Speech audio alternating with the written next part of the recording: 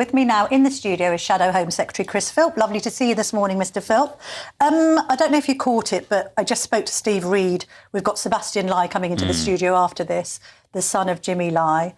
I said to Steve Reid, was it really right for Keir Starmer to go to China? It's a perfectly legitimate question, knowing that he's got a British citizen in solitary confinement for, oh, shock horror, reporting that perhaps the Communist Party isn't all sweetness and light.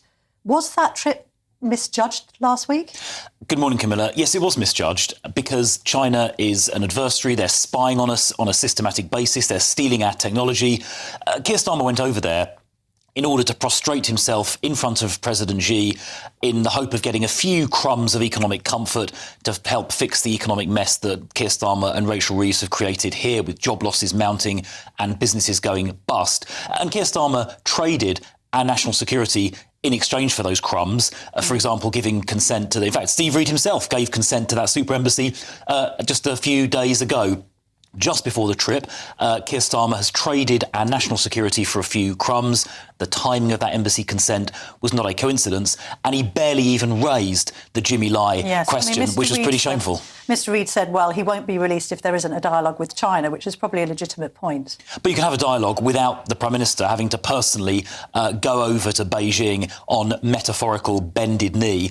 In fact, he's effectively rewarded China for their behaviour by giving consent for the super embassy, which will become a base for espionage activity, not just in the UK, but frankly across Europe as well. On that, though, don't the Tories regret selling the Chinese that Royal Mint site in the first place? That was a massive mistake. Well, that goes back, I think, getting on for 10 years. I know, it's still under the Tories. Yeah, and clearly, shouldn't have happened. And clearly 10 years ago, we didn't know what we know today about the way China operate. And it is also true to say that the Conservatives never gave consent for the embassy. I know, but if it looks like a communist and talks like a communist, it probably is a communist regime that's going to spy on Great Britain 10 years ago, 15 years ago, 5 years ago. Well, I think the nature of China's threat has dramatically increased in the last 10 years. Certainly our understanding of it has.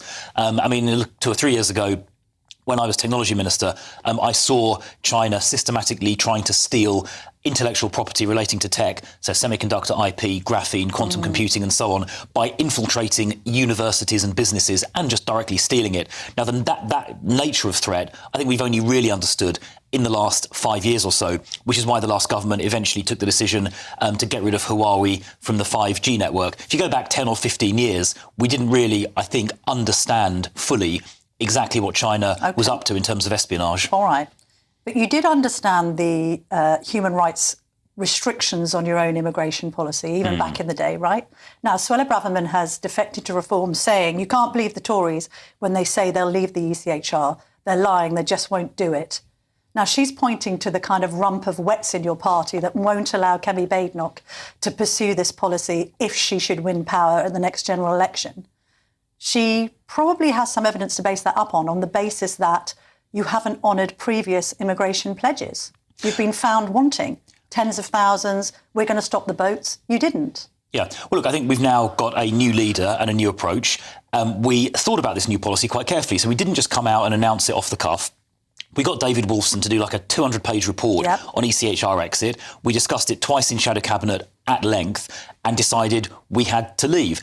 And when we announced that policy at party conference 3 or 4 months ago, not a single sitting Conservative MP, not even one, publicly criticised our new policy to come out of the ECHR. Doesn't necessarily mean they privately support it, though. And we've also, and I've spoken to lots of colleagues privately, they understand now, after Wolfson's report, that the only way we can control our borders is to leave the ECHR. Yeah. That's not an opinion. That's based on a proper legal opinion. We could. Generic campaign for that. And you didn't win the leadership because of that issue. Many people weren't willing to kind of cross the Rubicon into saying, I want to leave the ECHR. So you've been on a journey, but at the end of the day, you could have solved this issue back when you were in power. Yeah, and frankly, I wish we had. I wish we had come out of the ECHR 3, 4, 5 or 10 years ago. But the fact we didn't, for whatever reason. We've now got a new leader. We've got a new approach. We've done this properly. We've done the proper report. Sure. We've done. We not just we concluded we need to leave. Wolfson's report explains how you leave as well. Something Reform certainly does not have. They haven't done the detailed work in the way that we've done it. And now, having reached this position, we're completely united as a party behind it. And there is absolutely no question that if we win the next election, this will get implemented because so if Tories every single don't back MP this, is behind or Tory it. candidates don't back this, they don't get to stand. That's correct. I don't see how any no Conservative can run for Parliament unless they're willing to back this policy. But this is the problem, right? And I appreciate that you probably get bored of people saying, well, under the Tories this happened. But say, for instance, your response to the sentencing of the illegal migrant Deng Manik, who killed Rhiannon Whyte, in, let's be honest, the most horrifyingly brutal fashion. It was an absolutely appalling incident.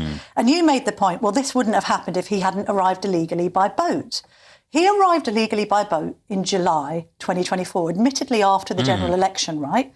But by your logic, it wouldn't have happened if he had not arrived illegally by boat.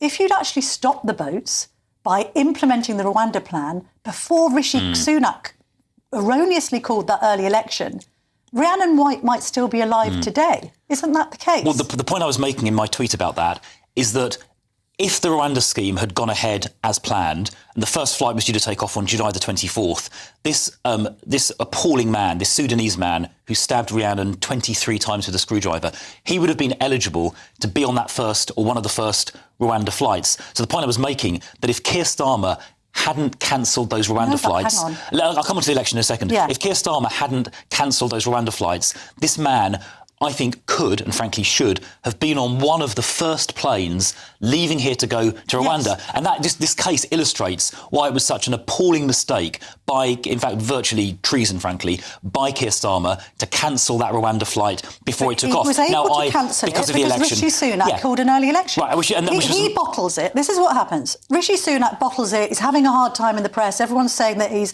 a lame duck. He launches this election campaign that proves to be a complete and utter disaster. That then gives Labour licence to cancel the plan. Yep. You haven't got the planes up in the air. You haven't proved it to have a deterrent factor.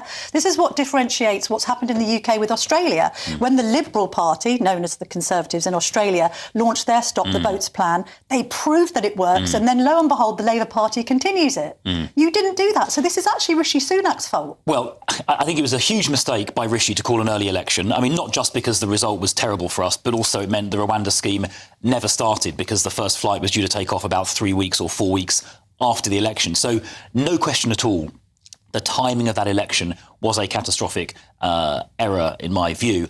However, it wasn't Rishi that cancelled the Rwanda scheme or the Conservatives. No, but it was. Let me finish. It was Keir Starmer who cancelled the Rwanda scheme just before it started. In my view, it absolutely would have worked. It worked in Australia, as you've mentioned. The American administration under Trump have been removing people on the border in the last year. That worked as well. But you knew because he said he was opposed to the Rwanda the Rwanda scheme, although some people may think it was a scam. He was opposed to it all the time that he was opposition leader.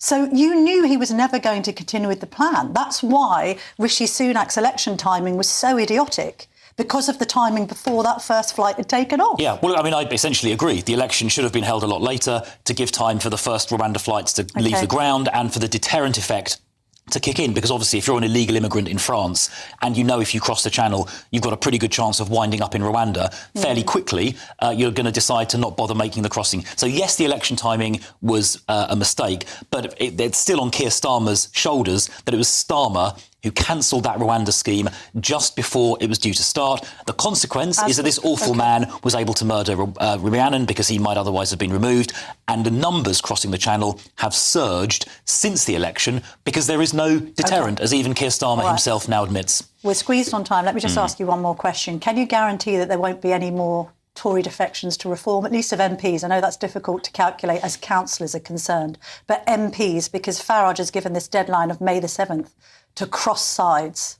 Well, obviously, I can't look into the soul of 120-odd colleagues, so I can't give any guarantees. I certainly hope that no one else will make that decision. What I do know is that May deadline, I think, is actually born of a little bit of desperation, because Nigel Farage can see... He can't be that desperate. He's well ahead of you in the polls, isn't he? Yes, he has been, but you can see in the last, 2 or 3 months, the poll's just getting a little bit closer, the Conservatives going up a bit, Reform going down a bit, and when you poll who would make the best Prime Minister, Kemi v Nigel Farage or Kemi against Starmer, Kemi wins on both of those head-to-heads. Why aren't you beating reform then? Well, because we're 3 years away from an election and people are people don't trust you. And people are frustrated about the last People government. think reform will be better on immigration than the Tories because you previously lied. So I'm not sure they would be better because they wouldn't be better because they don't have detailed, credible plans, which we do. But look, we're 3 years away from an election. It's a long way to go. And in by-elections, local elections, or even opinion polls, people aren't really answering the question, who should govern the country, which is the question at a general election. So the momentum is turning a bit, and I think that's why Nigel Farage is trying to make people jump sooner to reverse his declining momentum. Okay. But I hope our colleagues, remain immune to his blandishments, because Nigel Farage is a man who supports Vladimir Putin and thinks we should get rid of the two-child benefit cap. I admired him as a leader. I wouldn't say he supports the Russian president. Oh, hang on. As recently as last June, as recently as the general election, Farage was blaming Ukraine for getting invaded, which is outrageous. All right. I think he'll probably push back on that. But Chris Philp, you've made your case. I have. Thank you very much. Thank you. His case rests, my lord. Now, coming up.